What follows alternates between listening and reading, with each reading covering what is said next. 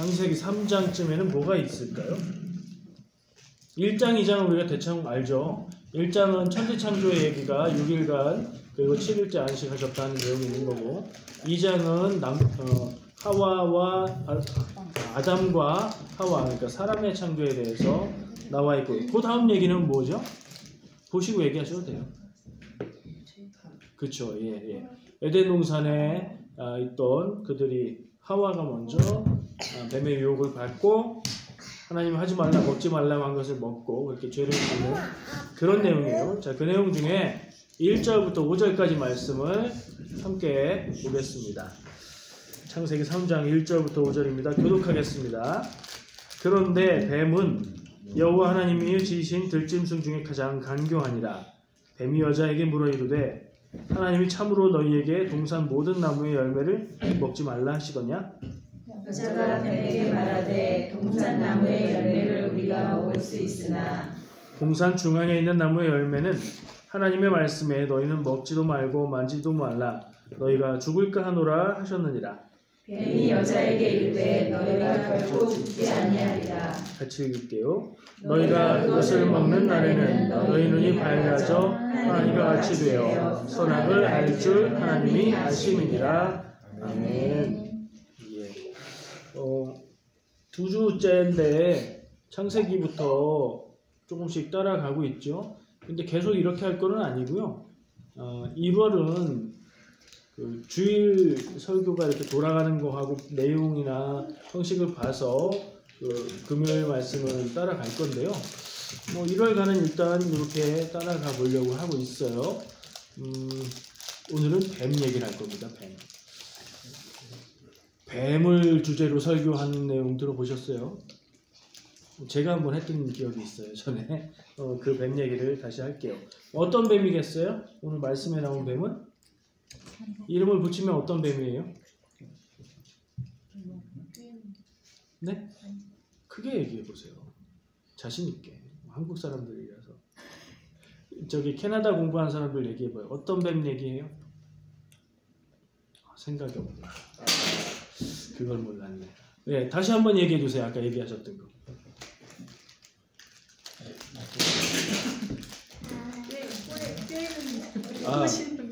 유혹의 뱀. 예. 꿰매의 뱀. 유혹의 뱀. 간교한 뱀. 그렇죠. 성경적이시네요. 상당히. 성경에 뱀이 가장 간교하다고 이렇게 얘기를 깔고 들어가죠. 뱀 얘기를 시작하는데 뱀이 간교하다. 간교하다는 건 똑똑하다는 얘기인데 부정적으로 똑똑하다는 얘기를 하고 있는 거예요. 그러니까 악한 존재라는 얘기, 그리고 뱀을 통해서 악한 일들이 일어날 것이라는 분위기를 지금 깔아두고 가는 거죠.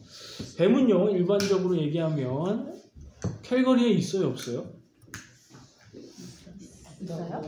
우리 앞집에 있죠? 우리 앞집에 뱀이 있어요. 애완용으로 키우는. 있다는 얘기도 들었는데 대체로는 보기 어려워요. 동물원 가면 볼 수 있고. 그러나 캐나다에는 어쨌든 없지 않아요. 온타리오나 마니토바나 이런 데 가면 뱀이 있다고 해요. 뱀은 너무 추워서 살 수 없는 극지방을 제외하고는 사람 사는 데 다 있대요. 사람이 항상 뱀을 볼 수 있다는 얘기죠. 뱀을 보면 느낌 어떠세요? 일반적인 반응은? 징그러, 그죠? 근데 뱀을 애완용으로 키우는 사람들이 있다는 얘기는 꼭 그렇지만도 아는 것 같아요. 파충류죠, 뱀이. 맞죠? 네. 독이 있는 종류도 있어요. 근데 독 있는 애들 말고는 사람한테 크게 해를 끼치진 않아요. 그러나 뱀이 사람을 괴롭히고 피해를 주는 것 이상으로 뱀을 싫어해요. 그쵸? 좀 이상하죠? 뱀이 특이하게 생겨서 그런 것 같아요. 일반적인 다른 동물하고 다르잖아요. 일단 피부도 다르고 다리가 없는 것도 그렇고 체온이 차가운 것도 그렇고 여러 가지 면에서 좀 특이해서 사람들이 두려워하고 그러는 것 같아요. 그러니까 옛날부터 뱀을 특별한 동물로 여겼는데 혐오, 아주 굉장히 싫어하는 것이기도 하면서 동시에 특별하게 여겨서 경배의 대상이기도 했어요. 신적인 어떤 것을 부여하기도 하고요. 지혜의 의미를 부여하기도 하고 성경에도 지금 간교하다고 부정적으로 표현하긴 했지만 뱀은 똑똑해. 이런 느낌을 전하고 있잖아요. 아마 뱀의 눈을 보고 그렇게 생각을 했을까요? 뱀의 눈은 또 뭔가를 알고 있는 것 같은 눈이잖아요. 자, 성경에서 나오는 뱀은요, 이런 배경 하에서 뱀은 좀 징그럽고 무섭고 싫은 상징이기도 하고 또 한편으로는 특별한 경외의 대상이기도 하다. 이런 두 가지를 생각하면서 성경에 나오는 뱀은 어떤 상징들을 갖고 있죠? 가장 대표적인 게 죄를 짓게 유혹하는 뱀이죠. 오늘 말씀에서 다루는 뱀은 강경하고 그래서 부정적인 이미지가 있어요. 그런 면에서 보면 사탄을 상징하는 것과 연결이 돼요. 요한계시록이나 이런 데 보면 사탄을 용이라고 표현하고 옛 뱀이라고 표현하고 그러죠. 그런 면에 있어서도 이 뱀은 부정적으로 상징되고 표현되고 있어요. 그런데 또 다른 곳에서는 긍정적인 표현을 하는 부분도 있어요. 예수님이 마태복음 10장 16절에 뱀처럼 지혜로워라. 이건 좋은 부분이잖아요. 똑똑한데 좋은 똑똑한 건 지혜롭다고 하잖아요. 뱀처럼 지혜로워라 라고 말씀하시는 내용이 있어서 그렇게 부정적이라고만 생각할 수는 없어요. 또 죽음과 구원에 관계된 사건 상징이 있기도 해요. 맞춰볼게요. 구약에 있어요? 신약에 있어요? 그 얘기가. 구약이에요. 구약이 언제쯤 있어요? 모세 출애굽할 때. 출애굽해서 출애굽했던 백성들이 불경에서 하나님의 심판으로 불뱀이 나와서 막 물죠. 그래서 사람들이 막 죽어요. 그때 이제 놋뱀, 구리뱀을 만들어서 들어올리고 그것을 본 사람들은 살았다라고 기록하고 있죠. 성경에서도 역시 뱀에 대해서 부정적인 이미지도 있고 긍정적인 이미지도 있어요. 뱀은 이렇게 좀 이중성을 갖고 있는 그런 특별한 동물인 것 같아요. 자, 오늘 성경 본문에서 뱀을 보지요. 자, 오늘 본문에서의 뱀은 인간이 죄를 짓게 유혹하는 역할을 합니다. 그러니까 좋게 볼 수가 없죠. 지금도 이 부분을 읽으면서 어떤 사람들은 아니 그때 이 하와가 뱀에게 속지 않았으면 지금 사람들이 이렇게 살지 않을 텐데. 왜요? 이 유혹에 넘어가서 지은 죄의 결과는 어떻게 됐어요? 에덴 동산에서 쫓겨나게 됐고요. 그죠? 그리고 험난한 세상에서 살아가야 됐고 그 삶은 하나님이 말씀하신 대로 임신과 출산의 고통 또 거기에 버금가는 남편을 소유하고자 하나 남편이 다스리는 고통 성경에 그렇게 얘기하고 있죠. 또 남자들은 정말 땀을 흘리면서 일을 해야 먹고 살 수 있는 노동에 짓눌려서 살게 되는 그런 삶으로 내몰리게 됐죠. 그러니까 그때 그러지 않았으면 하와가 그러지 않았으면 지금 사람들의 삶이 이러지 않을 것인가 이런 생각을 할 수도 있는데 그건 좀 유치한 생각인 것 같고요. 아담과 하와가 아니어도 그 이후의 인간들이 누군가는 분명히 죄를 지었을 거라고 저는 확신하고 그 죄가 우리 안에 다 있다는 생각을 해요. 성경에 나오는 뱀, 오늘 말씀에서 나오는 죄의 유혹을 하는 뱀 생각을 할 때 저는 결국에는 인간의 죄를 기억하게 되는 거예요. 상식적으로 한번 볼게요. 성경에 나오는 이야기를 상식적으로 한번 생각해 보자는 거예요. 지금 우리가 본 대로 우리는 너무나 익숙해서 자연스럽게 읽고 있지만 이상한 게 한두 가지가 아니에요. 일단은 이 뱀은 말을 해요. 사람하고. 모르겠어요. 뱀이 사람의 말을 한 건지 그때 그 시대 그 세계 그 에덴에서는 동물들과 교감을 할 수 있는 건지 설명하기 나름이겠죠. 근데 어쨌든 성경에 나와 있는 말을 문자 그대로 보면 뱀이 말을 했어요. 뱀이 말을 걸어서 하와를 유혹했어요. 말을 할 수 있는 뱀. 지금의 뱀과는 아주 다른 모습이네요. 그죠? 자연에서 우리가 볼 수 있는 뱀. 캐나다로 온 뒤로 저는 동물원과 앞집에서 봤을 뿐 자연에서 뱀은 못 봤는데 어쨌든 자연에서 살고 있는 그 동물 뱀이 성경에 나와 있는 것처럼 가장 간교하고 사람들을 죄로 유혹하는 그런 동물인가요? 그 동물이? 요즘 세상에 말하는 뱀은 없잖아요. 일단. 그러니까 유혹을 할 수도 없어요. 그 뱀이. 그렇죠? 이건 좀 분리해서 봐야 되는 거예요.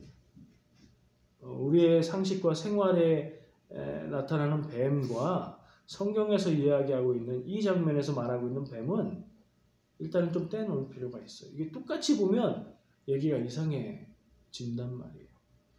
그러면 떼놓고 그래서 이렇게 봅니다.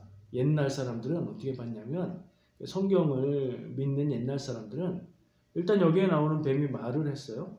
말을 했구나. 하와가 보고 별로 징그러워하거나 무서워하지도 않았어요. 인간하고 친밀했구나. 뒤로 가서 말씀을 보니까 벌을 받는 장면에 이 일로 인해서 하나님에게 벌을 받아서 땅을 기게 됐고 흙을 먹게 됐다. 그러니까 땅을 기어다니는 동물이 되게 됐다. 그 이 일을 계기로. 그러면 그 전에는 그렇지 않았다. 이렇게 생각하는 거예요. 그걸 종합해서 어떻게 생각하냐면 그림에 있어요. 중세시대나 옛날의 그런 성화들을 보면 뱀이 하와를 유혹하는 장면에 뱀이 사람처럼 그려져 있습니다. 팔다리가 있고요. 사람의 얼굴을 하고 있고 뱀 같은 모습도 좀 있긴 하죠. 꼬리도 있고. 그래서 이게 뭐야? 괴물인가? 뭐 이런 느낌도 드는데 그렇게 이해를 한 거예요. 성경을 문자 그대로 이해하면서 자기들이 보는 뱀과의 차이를 생각해야 되니까 그렇게 이해를 한 거예요. 우리는 어떻게 이해를 해야 될까요? 우리도 그렇게 이해하면 될까요? 그것도 한 방법이에요. 저는 이 상황에 있지 않았으니까 제가 단정할 수는 없어요. 그러나 저는 그렇게 보는 방법보다는 이 성경에서 말하고 있는 뱀이라는 존재는 신화적인 언어로 쓰여진 상징이지 않을까 그렇게 보는 편이에요. 그러나 그렇다고 해서 그게 맞다 이렇게 주장하지는 않습니다.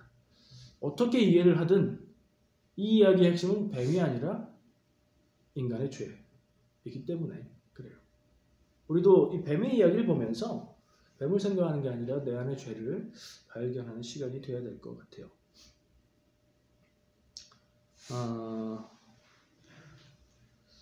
이 뱀이 사탄입니까? 아니면 사탄과 뱀 분리해 봐야 됩니까? 이것도 한번 질문해 보도록 했어요. 제가 사탄이라는 얘기를 갑자기 꺼냈는데 사탄은 성경에서 이야기하고 있는 존재고요. 사탄의 목적, 사탄이 하려고 하는 것은 뭐예요? 뭐죠? 여기에서도 지금 이 뱀을 사탄으로 볼 수밖에 없는 것이 뱀이 하와에게 하는 것이 딱 그것이거든요. 죄로 유혹하는 거죠. 사람을 죄로 유혹하는 거예요. 사람이 죄에 유혹돼서 죄를 지어서 죄로 넘어가게 되면 어떤 일이 일어나요? 여기 나온 일이 일어나죠. 하나님과 멀어지고요. 하나님으로부터 숨게 되고 하나님 품에서 쫓겨나게 되고 하나님의 보호에서 벗어나게 되고 그렇게 되는 거예요. 그럼 이 얘기의 본질은 뭐냐? 제가 볼 때는 창세기를 보는 한 가지 중요한 초점은 모든 것들의 기원을 대답해주는 책으로 보는 거예요. 여기에 기록된 내용과 연결될 수 있는 인간의 질문은 무엇일까요? 사람은 왜 죽어야 되고 사람은 왜 이렇게 사는 게 고통스럽고 괴롭고 목숨 부지하기가 이렇게 어렵고 왜 이렇게 살아야 될까? 이런 질문이 있었을 거예요. 그 질문에 대한 답을 여기는 뭐라고 얘기하는 거죠? 죄 때문이야. 성경은 사람이 산다는 것이 쉽지 않고 고생스럽고 고달프고 힘든 이유는 죄 때문이라고 이야기하고 있는 거예요. 그 죄의 본질을 하나님의 말씀을 벗어나는 것, 하나님이 명하신 것을 가볍게 여기거나 거역하는 것이라고 보고 있는 것으로 이 얘기는 볼 수 있는 거죠.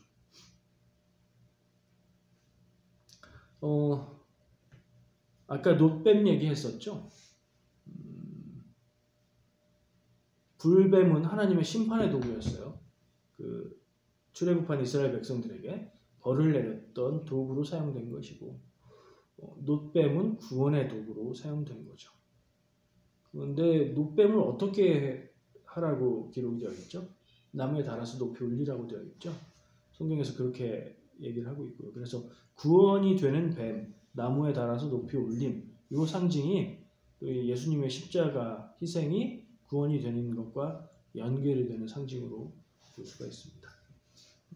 뱀 얘기가 나와서 생각해 본 것이 있는데 우리가 운전하고 길을 다니다 보면 반짝반짝하면서 지나가는 몇 종류의 차가 있는데 그 중에 뱀 그림 있는 차가 있어요. 소방차, 경찰차, 구급차. 그 중에 뭐예요? 구급차에 뱀 그림이 있어요. 보셨어요? 구급차의 로고, 상징에 보면 뱀이 들어가 있는 경우가 많아요. 지팡이가 있고 뱀이 이렇게 감겨 있는 모습이 있는데 어떤 경우에는 뱀이 한 마리예요. 어떤 경우에는 뱀이 두 마리예요. 그 끝에 날개가 있어요. 이 두 가지가 의사들 모임이나 또는 구급단체나 뭐 이런 데 두루두루 쓰여요. 그거를 혹시 이 놋뱀의 상징이다. 성경에 나온 성경적인 이야기를 생명을 살리는 뱀으로 그렇게 쓴다 하는 얘기 들어보셨어요? 그렇게 얘기했던 분들이 있는데 제가 조사해 본 바로는 그 상징이 아니래요.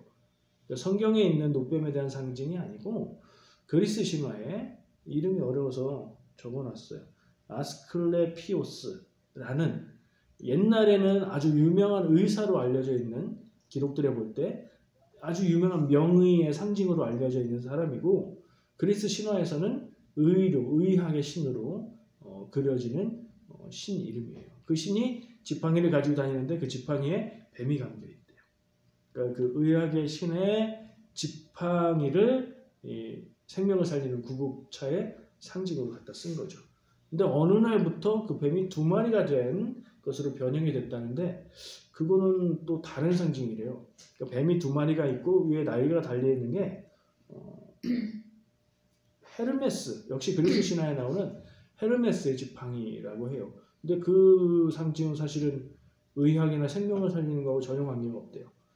여러 가지 설이 있는데 출판사의 로고에서 사람들이 착각을 해서 그걸 잘못 갖다 쓰기 시작했다.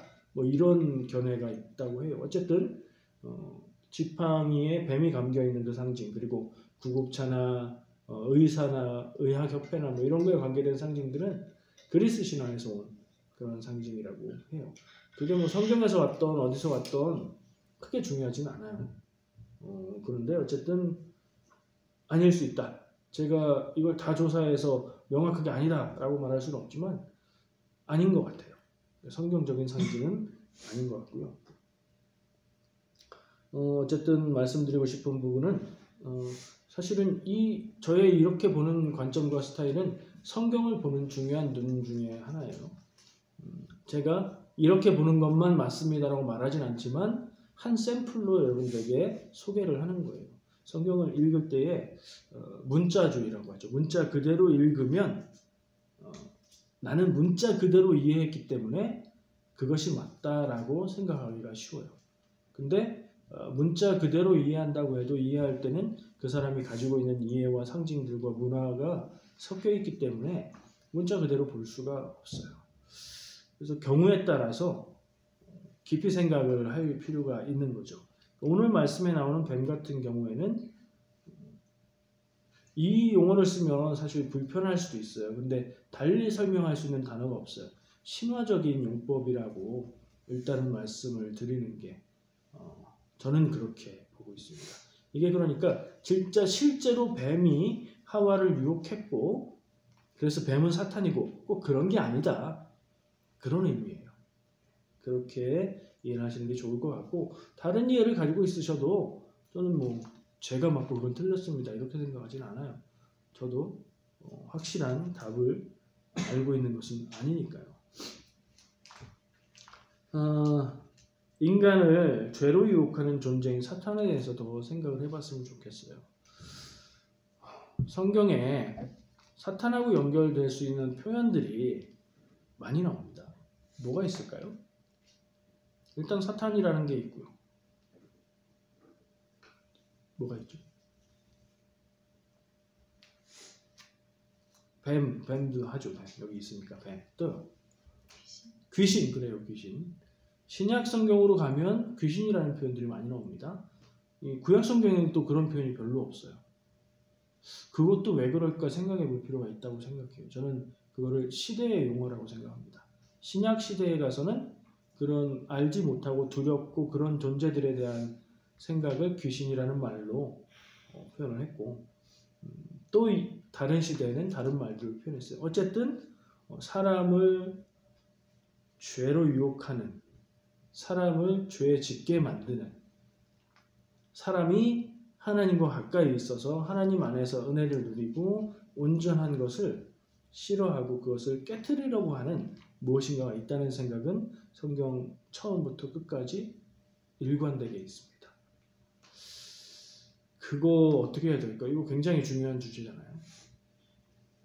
이것의 실체를 우리가 알고 대응을 할 필요가 있죠.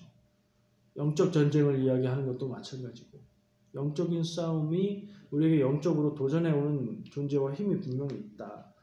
그것을 알고 대응을 해야지 거기에 흔들리고 불안해하고 그러면 안 된다. 이렇게 말을 하잖아요. 다 같은 맥락이에요. 그것을 한마디로 이야기하면 성경의 상징으로는 사탄이라고 말할 수 있는 거예요. 사탄은 어떤 존재고 어디에 있습니까? 쉽게 생각나는 걸 한번 얘기해 보세요. 사탄은 어디 있어요? 사탄은 어떻게 생겼어요? 옛날에 마치 김일성은 돼지처럼 생겼고 북한 사람들은 늑대처럼 생겼고 진짜 그런 줄 알았다니까요. 북한 사람들을 보고 나서 충격받았다니까요. 그래서 어렸을 때 얘기죠. 또리 장군 봐가지고 네. 사탄은 어떤 이미지로 우리한테 그려져 있어요? 악마는 어떤 모습이에요? 뿔 달리고 색깔은 까맣고 꼬리 있고. 네, 맞아요. 영화를 보면 그런 모습의 상징들이 악마라는 이미지로 많이 사용이 돼요. 실제로 영화에서 쓰는 상징이죠.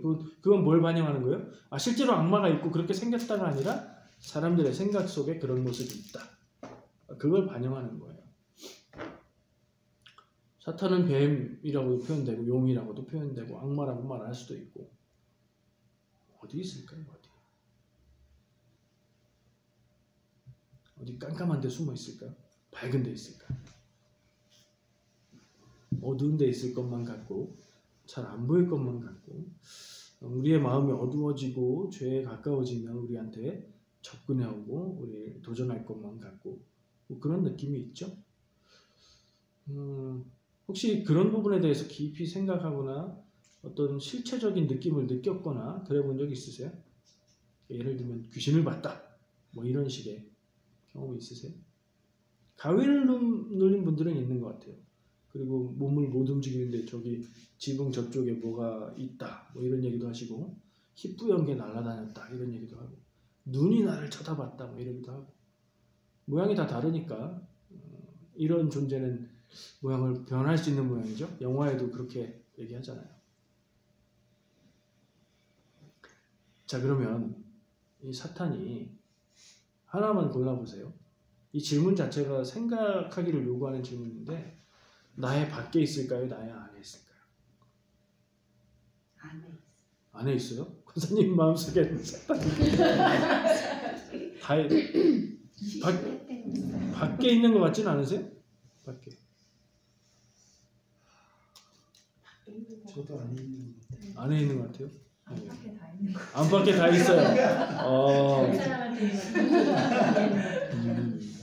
그럴 수 있어요. 근데 내 안에 사탄이 없으면 어떤 유혹에도 이렇게 안 넘어갈 것 같고 그렇거든요. 네. 이 마음 속에 그런 게 있으면 잘 넘어가는 것 같아요. 특히 이제 뭐 때문인가 마음이 좀 연약해져 있거나 네. 우울해져 있거나 상처를 받았다거나 이런 때는 더 이제 그렇죠.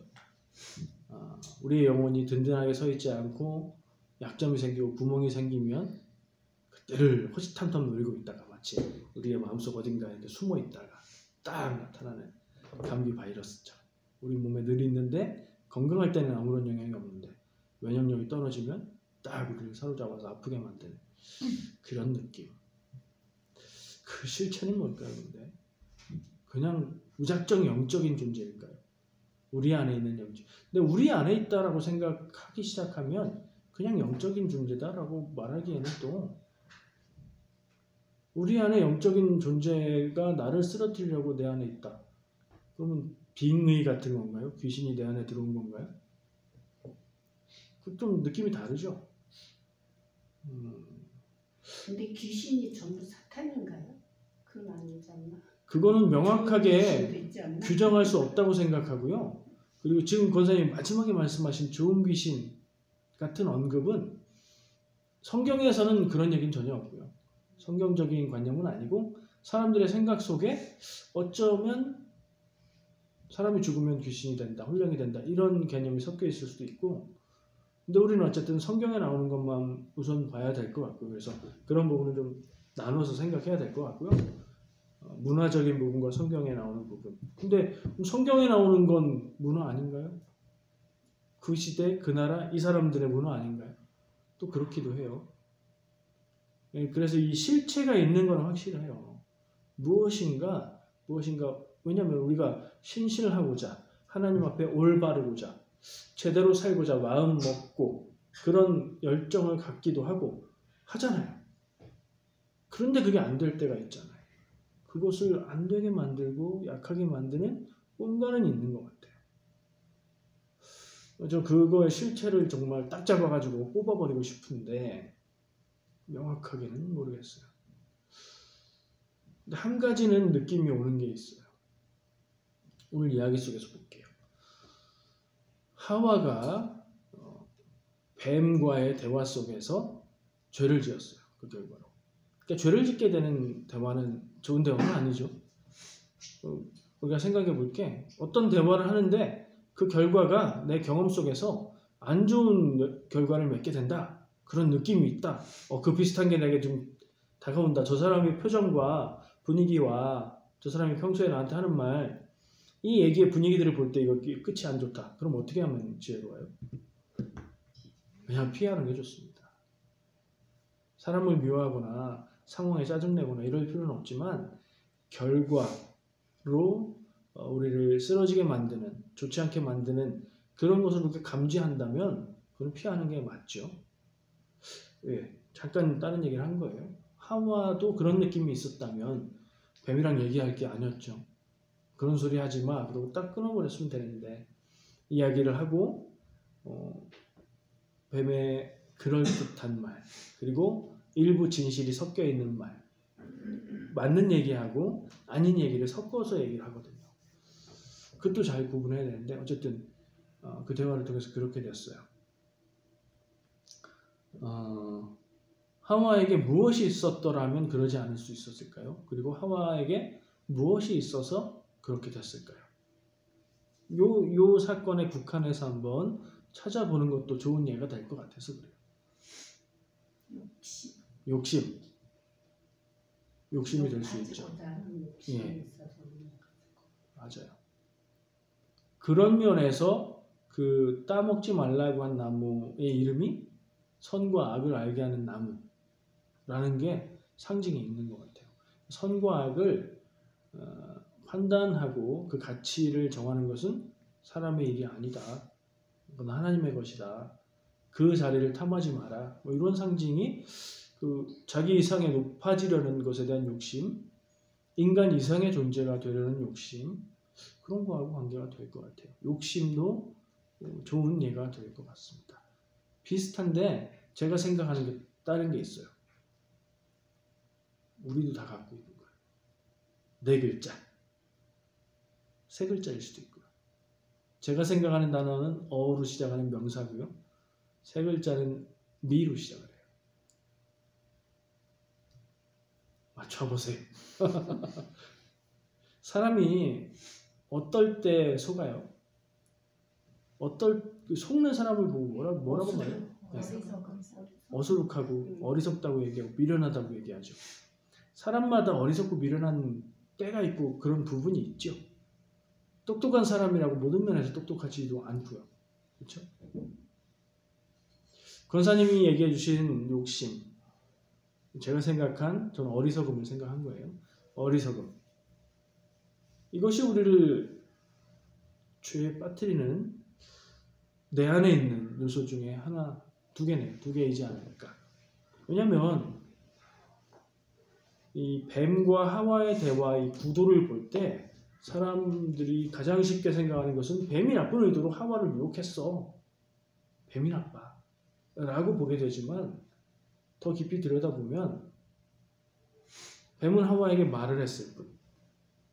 그 말에 흔들리고 넘어가고 죄를 범한 것은 하와죠.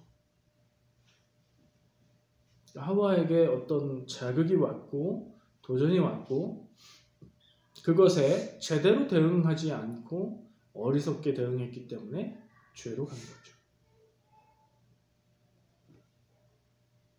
하와든 아담이든 다를 게 없었고 그리고 그런 부분은 사람이라면 누구나 다르지 않다는 생각을 해요. 제가 뭐 의도적으로 얘기를 했습니다. 사탄 악마가 우리 밖에 있습니까? 안에도 있다고 대답을 해주셨고 우리 안에 있는 죄를 짓게 만드는 요소는 뭐가 있나요? 하는 질문에 욕심과 어리석음, 기타 등등 여러 가지가 있을 수 있겠죠. 그 우리도 다 갖고 있는 거잖아요. 욕심이 있고 어리석은 때와 일이 있고 그렇죠? 그러니까 욕심이 사탄이야 어리석음이 사탄이야 이 얘기는 아니지만 우리 안에 있는 욕심과 어리석음 이것을 우리가 분명히 바라보고 그 가능성을 늘 기억할 필요가 있다. 그건 좀 명확하게 나누고 싶어요. 내가 욕심이 있다는 사실을 모르고 내 마음이 당연한 거야 라고 생각하면 계속 그 욕심을 부리겠죠. 내가 어리석을 때가 있어. 내가 틀릴 때가 있어. 이걸 인정하지 않으면 틀린 길을 계속 고집하겠죠. 결과는 뭐예요? 결과는 꽝. 망하는 길. 죽음으로 가는 길. 죄로 가는 길이죠. 뱀 얘기를 하다가 뱀이 사람을 죄로 인도했고 그것이 상징하는 바가 뭘까 하는 생각을 해봤어요. 뱀은 우리 안에 있다. 한마디로 얘기하면 그런 얘기가 될 수도 있는 거죠. 오늘 기도할 때는 내 안에 있는 뱀은 무엇일까? 우리가 아까 얘기했던 욕심일까? 어리석음일까? 아니면 또 다른 무엇일까? 그 질문이 좀 남았으면 좋겠습니다. 기도하겠습니다. 비디오 좀 딱 꺼주세요.